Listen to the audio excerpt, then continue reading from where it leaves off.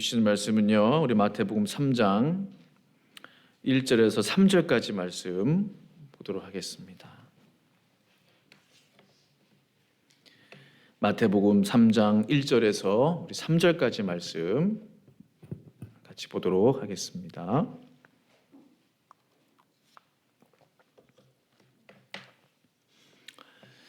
네, 찾으신 줄 알고 마태복음 3장 1, 2, 3절 우리 세 구절 말씀 같이 합독하도록 하겠습니다. 같이 읽겠습니다. 시작.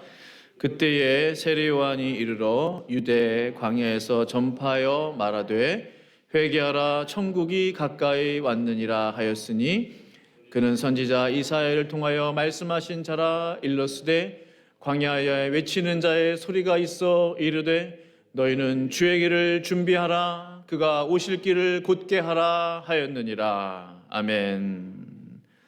한 번 더 기도하겠습니다.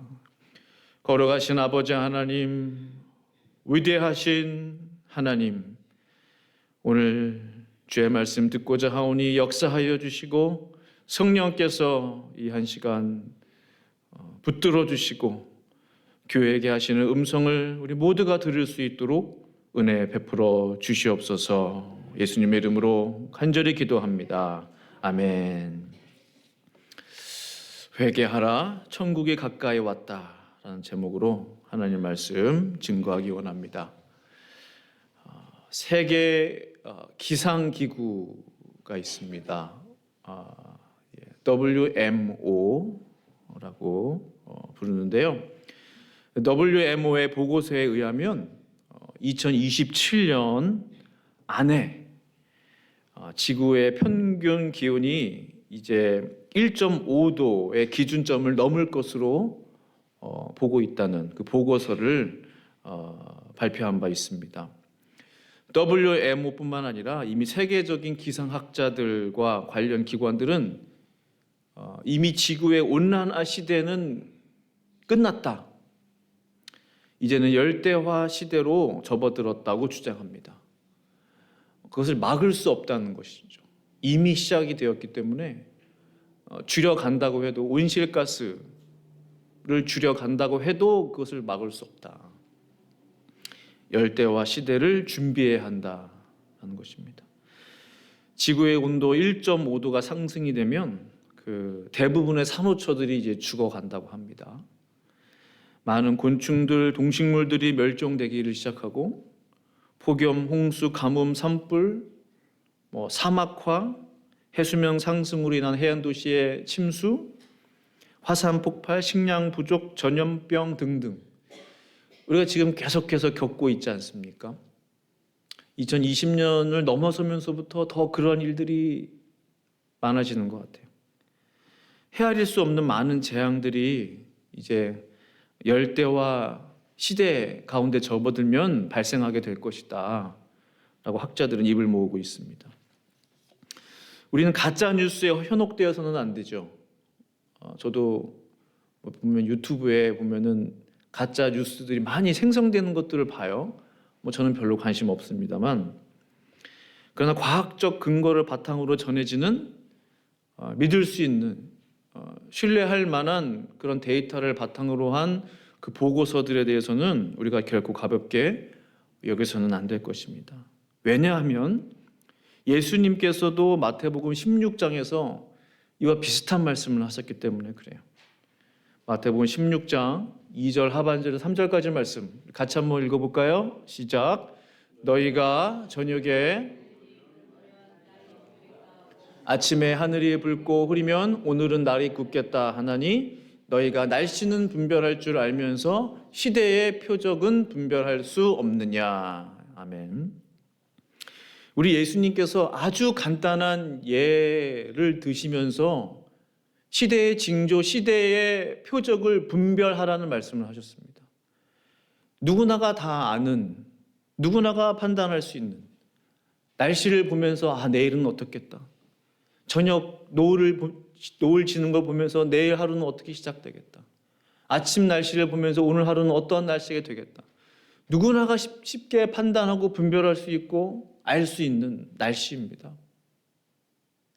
마찬가지로 너희가 날씨를 이렇게 쉽게 분별할 수 있는 것처럼 지금 이 시대에 일어나고 있는 많은 그 일들, 이벤트들, 해프닝들을 보면서는 왜 분별하지 못하느냐 이것입니다. 그것이 어렵지 않다라는 것이죠. 날씨를 보면서, 아침을 보면서 오늘 하루를 쉽게 예견하듯이 우리 주변의 삶에서 일어나는 일들을 보면서는 왜 분별하지 못하느냐, 왜 분별하려 하지 않느냐 하는 것입니다. 그것이 어렵지 않다는 것이죠. 날씨를 들면서 예를 들었기 때문에.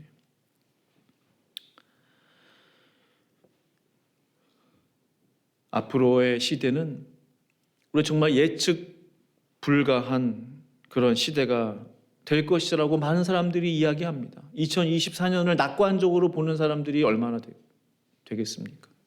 경제적으로나 정치적으로나 사회 문화적으로나 세계 국제 정세적으로 보나 아직도 전쟁 2개가 진행 중에 있고 너무나 불확실한 시대 가운데 우리가 살고 있는 것입니다. 교회도 마찬가지죠. 앞으로 이 지상교회, 로컬 교회에 대해서 낙관론을 펴는 사람이 얼마나 되겠습니까? 점점 지역교회들은 코로나 시대를 지나면서 문 닫기를 시작합니다. 성도들의 수가 점점 줄어들고 있다고 합니다. 뿐만 아니라 목회자의 수도 점점 줄어들고 있습니다. 사람들이 이제 더 이상 신학을 하려고 하지 않아요. 신학생들이 부족한다고 합니다. 신학교들이 문을 닫고 있습니다. 신학교 중에서도 참 보수적인, 정말 말씀 중심적인 그 신학을 가르치는 학교를 찾기가 이제 점점 힘들어지는 시대예요. 리버럴한 자유주의 신학들이 점점 더 팽배해가고 있는 시대입니다. 더 많은 영향을 받고 있어요. 한국에서 들려온 소식 보면은 미국도 마찬가지지만 정말 신실한 참신한 사역자, 교육자 구하기가 하늘에서 별따기래요. 아무리 구인을 내도 별로 이렇게 이력서들이 들어오지 않는데. 앞으로의 이 세상에서, 이 땅에서의 교회의 미래가 참으로 암담하고 암울한 것입니다. 이건 비관론을 이야기하는 게 아니에요. 우리의 현실을 이야기하는 것입니다. 그 어느 때보다도 불확실한 미래를 살아가는 우리들에게 하나님은 어떠한 말씀을 들려주실까? 바로 오늘 세례 요한이 외친, 2000년 전 세례 요한이 외친 이 메시지가 바로 지금 이 시대를 살아가는 우리들에게 필요한 메시지가 아니겠는가라는 생각을 해보게 됩니다. 회개하라, 천국이 가까이 왔느니라. 지금 이 시대의 징조를 보노라면 정말 천국이 가까이 왔음을 인정하지 않을 수가 없어요. 부인할 수 없습니다. 더욱더 가까이 오고 있구나. 이 메시지는 처음 광야에서 전파됐어요. 왜 교회에서 전파되지 않았을까? 사람 많은 데서, 내거리에서, 사람들이 많이 몰리는 곳에서 왜 전파되지 않고 광야에서, 아무것도 없는 광야에서 세례 요한은 회개하라, 천국에 가까이 왔느니라 이 메시지를 전했을까요? 광야는 아무것도 없는 곳입니다. 유대 광야의 사진을 이렇게 보고 계시는데 저도 가본 적은 없지만 저런 분위기예요. 뭐가 있어요, 저 광야에? 세례 요한 이 메시지를 광야에서 외친 이유는 당시 이스라엘의 상황이 광야와 같았기 때문입니다. 그것을 보여주는 것이죠, 예시적으로. 영적인 상태가 광야와 같았어요. 하나님을 예배하고 하나님만을 높이는 예루살렘 성전에서 무슨 일이 일어난지 아시죠? 이미 성전은 시장바닥으로 바뀌어버렸다는 거예요. 돈 바꾸는 사람, 온갖 짐승들이 다 들어와 있고 하나님을 예배하고자 하는 마음이 전혀 없어요. 장사 속으로 다 바뀐 거예요. 대제사장, 서기관, 바리새인, 리더십들은 어떻습니까? 이미 돈과 명예로, 그 권력으로, 기득권으로 가득 차버렸어요. 신실한 대제사장 바리새인 서기관 찾기가 힘든 시대였단 말이에요. 대부분이 다 그렇게 넘어갔다는 거죠. 바로 그때가 영적 광야의 시대였어요. 세례 요한이 회개하라 천국에 가까이 왔느니라는 이 메시지를 전할 때는 정말 영적 광야였어요.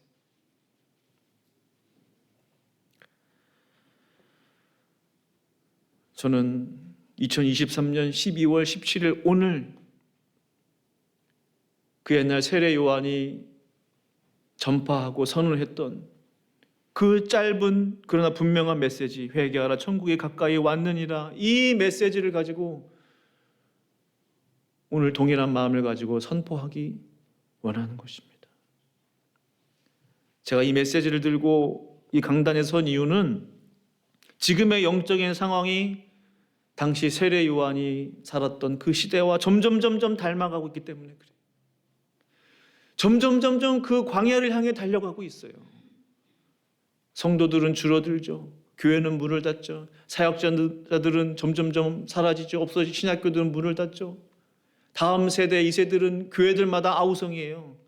주일학교들이 없다는 거예요. 점점 아이들이 교회를 떠나고 있죠. 젊은 사람들이 교회를 떠나고 있죠. 지금이야말로 지금 이 시대야말로 영적인 광야가 아니고 또 언제가 영적인 광야이겠습니까?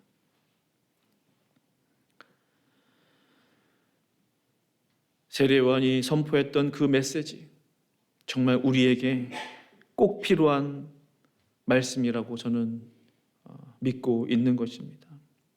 사실은 세례 요한이 선포했던 이 메시지는요, 하나님의 사랑의 메시지예요.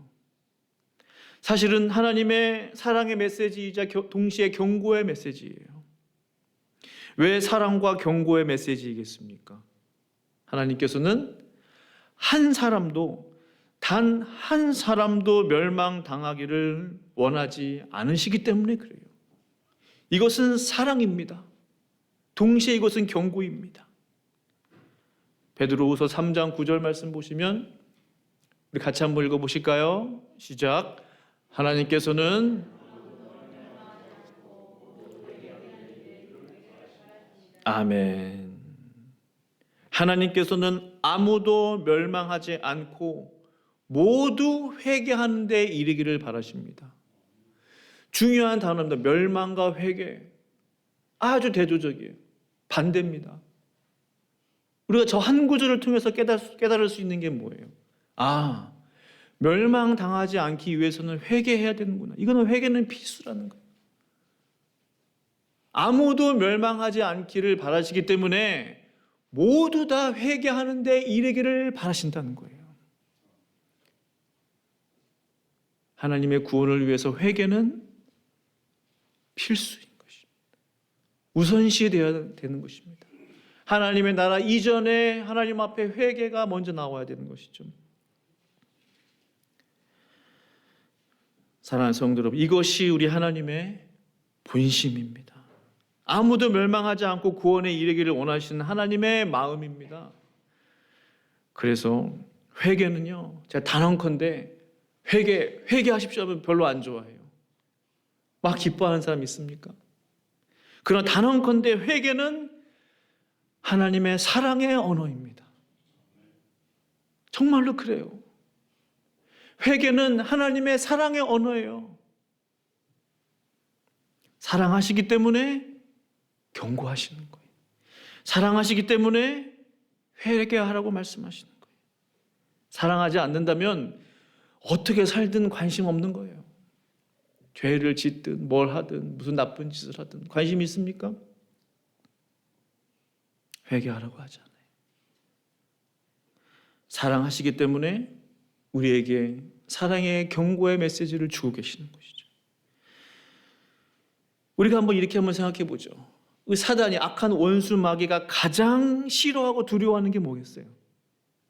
그가 지금 하고 있는 일이 뭐냐는 겁니다. 그걸 보면은 반대로 우리가 알 수 있는 거예요.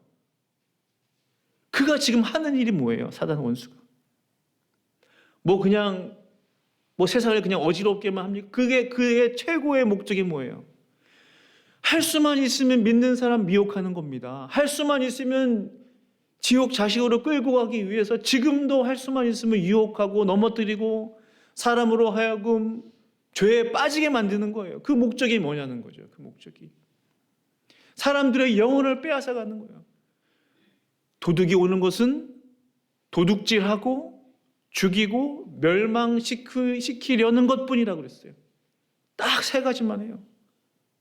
뭘 도둑질합니까? 뭐 남의 물건 훔치는 도둑, 사람의 영혼을 도둑질한다는 거예요. 영혼을. 뭘 멸망시켜요? 사람의 인생을 멸망시키는다는 거예요. 죽이고 도둑질하고 멸망시키는 것뿐이라고 했어요. 그 반대를 생각해 보면 되는 것이죠. 아, 그렇구나. 그렇기 때문에 우리 예수님께서 회개하라고 말씀하시는 것이구나. 사단이 이것을 안다는 것입니다. 죄인이 회개함으로 주님을 만나 하나님의 백성이 되고 또 성령의 능력을 힘입어 하나님의 자녀로 하나님의 종으로 주의 군사로 든든히 서 나가는 것을 두려워한다는 거예요. 한 사람이 그렇게 세워졌을 때 온 천하가 바뀐다는 사실을 사탄은 너무나 잘 알고 있어요. 하나님의 쓰시는 사람은 수십 명이 아니더라고요. 성경에 단 한 사람을 통해서 하나님은 역사를 이루셨어요. 세례 요한 단 한 사람을 통해서 하나님은 역사를 이루세요. 숫자로 일하시는 분이 아니셨단 말입니다. 그 능력을 사단은 아는 거예요. 믿는 자가 변화됐을 때에, 믿는 자들이 정말 하나님의 신실한 종이 됐을 때에 그 능력이 얼마나 위대한 것인가. 악한 원수는 그 사실을 알고 있습니다.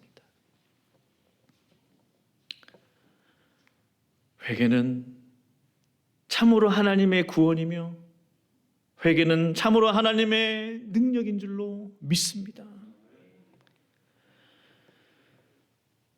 사랑하는 성도 여러분, 우리가 오늘 이 메시지를 다시 한번 좀 깊이 생각해 보기를 원하는데요. 회개하라 천국에 가까이 왔느니라, 이 메시지는 사실 오래전부터 예언되어 왔던 메시지였어요. 이 한 짧은 구절. 뭐 별거 없잖아요. 회개하라 천국에 가까워 있느니라. 이 메시지가 전파되기까지 오래전 선지자가 예언했다는 거예요. 그가 누굽니까? 이사야입니다. 1장 3절에 그는 선지자 이사야를 통하여 말씀하신 자라 했어요.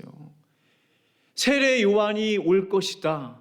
그가 회개하라 천국에 가까이 왔느니라, 이 말씀을 광야에서 전파할 것이다 라는 것을 이사야를 통해서 예언했다는 것입니다.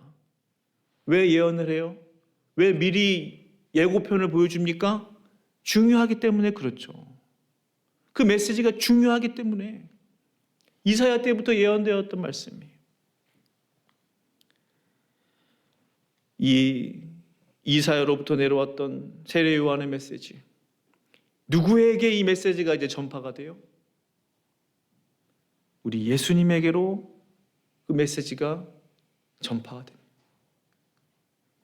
마가복음 1장 15절 같이 한번 읽어보실까요? 시작. 이르시되 때가 찼고 하나님의 나라가 가까이 왔으니 회개하고 복음을 믿으라 하시더라. 이것은 누가 한 말입니까?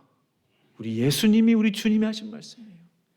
세례 요한이 했던 그 메시지, 그 말 그대로 예수님께서 이어받으셨어요. 바통 넘겨받듯이 똑같이 말씀하시는 거예요. 하나님의 나라가 가까이 왔다. 회개하고 복음을 믿으라. 이제 예수님의 설교는 누구에게로 전파가 됐습니까? 누구에게로 전수가 됐어요? 제자들에게로 전수가 됐어요. 마가복음 6장 12절 같이 한번 읽어볼까요? 시작. 제자들이 나가서 회개하라 전파하고 했어요. 제자들이 나가서 무슨 복음을 전파했을까? 회개하라는 복음을 전파했다는 거예요. 성도 여러분, 이 흐름이 보이십니까? 그 옛날 이사야로부터 시작된 그 예언이 이제 세례 요한 때 이루어지고, 예수님이 세례 요한의 그 메시지를 또 이어받아서 복음을 전하시고, 예수님의 그 메시지를 제자들이 또 그대로 이어받아서 전파하고 있고, 제자들 이후에 여러 사도들이 있잖아요. 사도들이 그 제자들의 메시지를 이어받아서 같은 복음을 전파하고 있고, 이제는 누구에게로 이 메시지가 전수되어야 하겠습니까? 누구에게로 전수가 됐어요? 바로 저와 성도님들에게로. 회개하라 천국이 가까워왔느니라. 이 메시지는 이미 우리가 받은 메시지예요. 전수가 된 메시지입니다. 그렇다면 우리는 이 메시지를 누구에게 전해야 되겠습니까? 또 다른 제2, 제3의 제자가 될 사람들, 또 다른 믿음의 식구가 되어야 할 사람들에게 전수가 되어야 된다는 것입니다. 이 하나의 놀라운 생명의 복음의 메시지가 수백, 수천 년 동안 이어져서 전수되고 내려오고 있는 것입니다.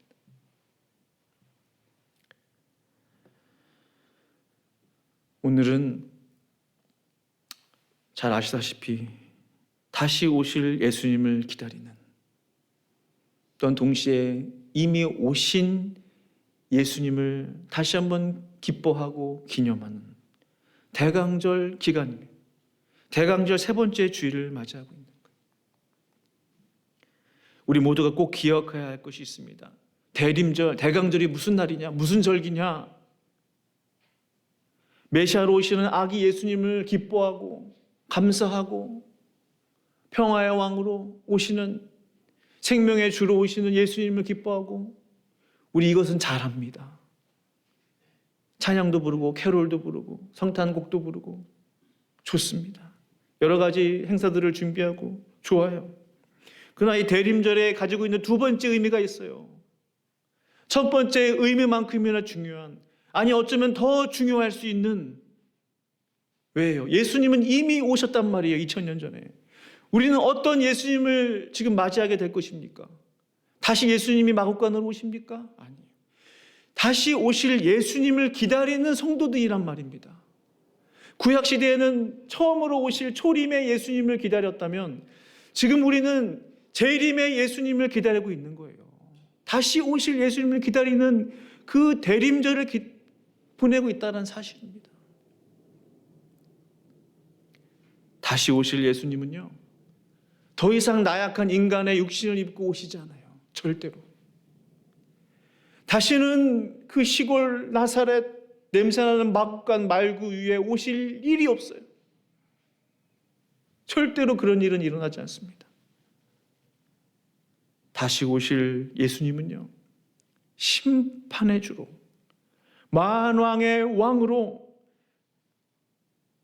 만주의 주로 오시는 줄로 믿습니다. 사실은 그게 더 중요해요. 이 시대를 살아가고 있는 현대 기독교인들에게 중요한 것은 그 주님의 오심을 기다리는 것입니다. 큰 영광과 권능으로 호련히 하늘로부터 큰 나팔 소리와 함께 수백 수천 셀 수 없는 여러 천사들을 대동하면서 영광의 주로 오시는 것을 사람들이 보게 될 것이라고 말씀하고 있습니다. 2000년 전에 마국간에서 오신 그 예수님을 사람들이 봤어요. 마리아도 보고 요셉도 보고 목자들도 가서 보고 동방 박사들도 봤습니다.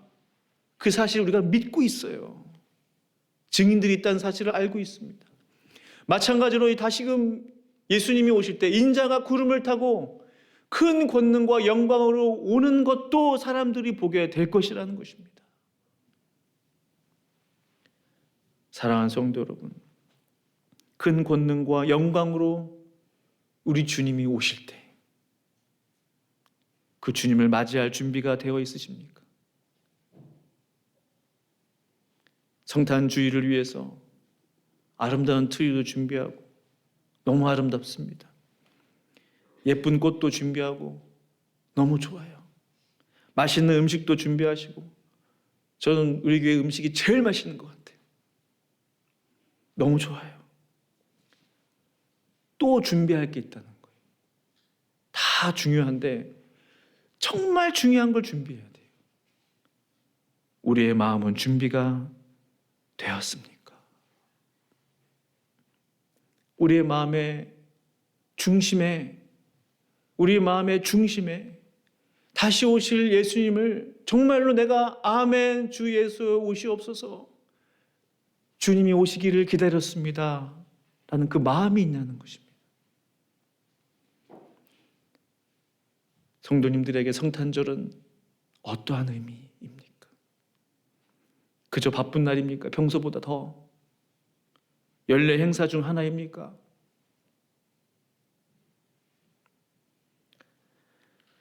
오늘 본문 마지막 절 이렇게 말씀하고 계시죠. 너희는, 우리에게 하시는 말씀이에요. 너희는 주의 길을 준비하라. 저 길은 무슨 길입니까?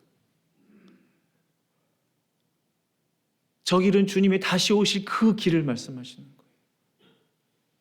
그가 오실 길을 곧게 하라 하였느니라.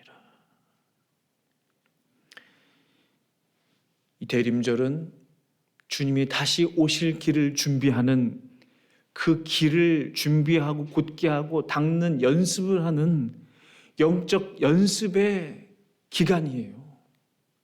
매년 대림절을 맞이할 때마다 그렇지, 주님 다시 오시지, 이제는 마구간으로 오시지 않지, 그것을 자꾸 리마인드 하라는 거예요. 자꾸 상기함으로, 연습함으로 주님이 오실 길을 준비해야 된다는 마음을 자꾸 다시금